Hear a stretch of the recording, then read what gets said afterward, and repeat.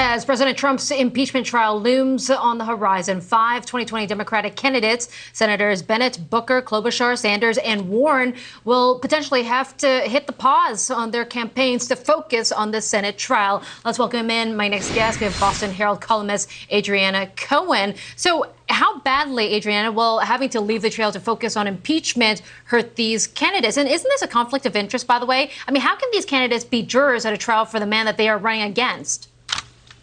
Absolutely. I agree with you 100%, Susan. They should not even be voting or participating in any impeachment trial because there's a glaring conflict of interest. They're trying to remove a political opponent, and they're all competing for his job. So if they were smart, they would have actually voluntarily recused themselves so that they could even be on the campaign trail, if not otherwise for ethical reasons. Okay, well, let's talk about the specific promises and the campaign pledges out there. Buttigieg, his infrastructure plan, getting a lot of headlines today. He plans to pour more than $1 trillion into creating millions of jobs and updating U.S. infrastructure while also combating climate change. First of all, that's a big price tag. And isn't that trickle-down economics and kind of similar to what President Trump has proposed?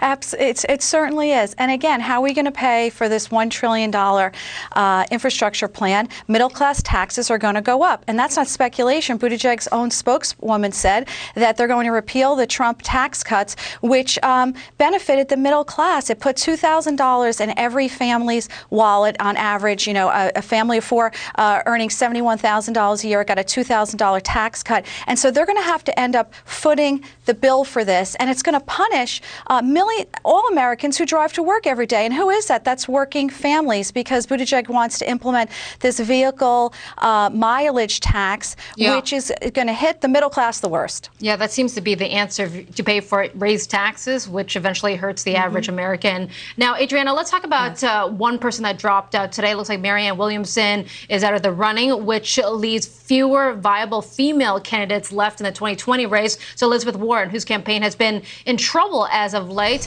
but she's having no shortage of press. She's currently appearing in numerous women's magazines, also on the cover of Rolling Stone, a lot of profiles, also in Cosmopolitan, and you name it. Does this help lift, I guess, her profile and maybe her favorability with women voters?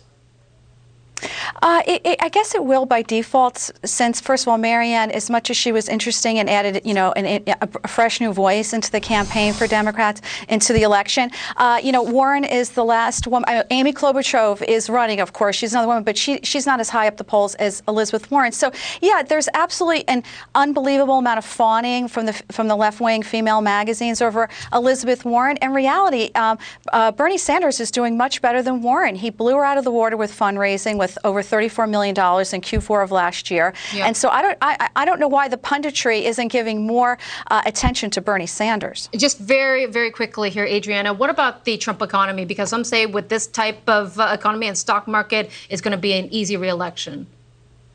Absolutely. The American voter, even if it doesn't matter what party you're with, you vote with your wallet. And this is a historic economic boom, historically low unemployment. The Dow, as you know, you mentioned it earlier before, you know, hit another record, 29,000 today. So if this keeps up, which we have every indication it will, between that and voters, it's very hard to incumbent presidents usually always win the re-election anyway, so that with a booming economy, it's Trump's election to lose.